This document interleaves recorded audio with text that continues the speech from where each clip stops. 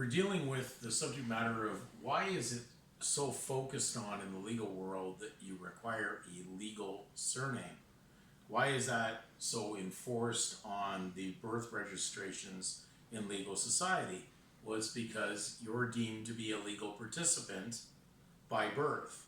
Now we know we've gone over all the things that are involved and how legal citizenship is involved in legal contract law, and that we know that a minor or a child could never be ever involved or obligated to a legal contract because they can't contract, even within the constructs and the rules of the legal system.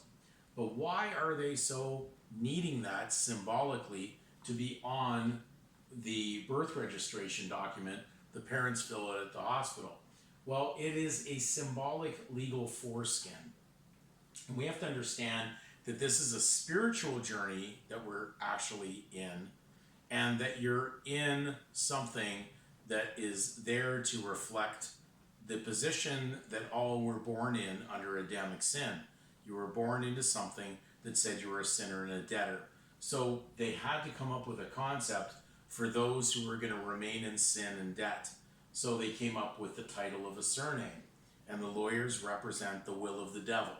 They're the devil's advocate. So they want to have a name that reflects the jurisdiction that they control. So a legal surname is very important for them because it is the cover-up or the foreskin or the Gentile name, because basically, if we look back in the biblical history, the nation of Israel had a covenant with God, and through Abraham, the blood covenant was that they would be circumcised or their foreskin would be removed. In the world of legal, that kind of symbolically reflects those of the uncovenanted nations, they have those that would have a foreskin. So we're just going to define very quickly the definition of Christian, and it will give you the understanding. Now, this is 1755 Samuel Johnson's dictionary.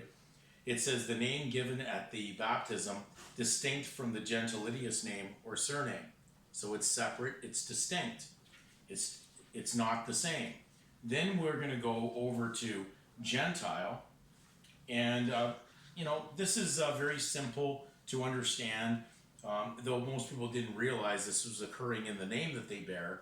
But the word Gentile says one of an uncovenanted nation, one who knows not the true God. So while you carry a surname, you're considered to be of the nations that have nothing to do with God. They're godless. They don't know who the true God is.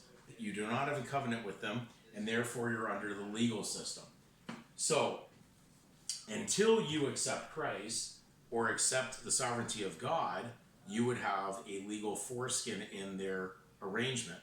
And therefore you'd be bearing that name, walking with it, activating it, and acting as a guarantor and a surety for it, so they know which side you're on.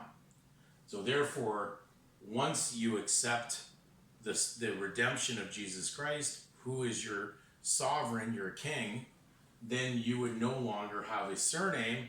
And that's why the early Oxford Dictionary, that had almost 22 volumes or more, defined that once someone became a spiritual individual, they would shed or lose their surname. Once they became a temporal or a materialistic or a secular individual, they would shed their Christian name.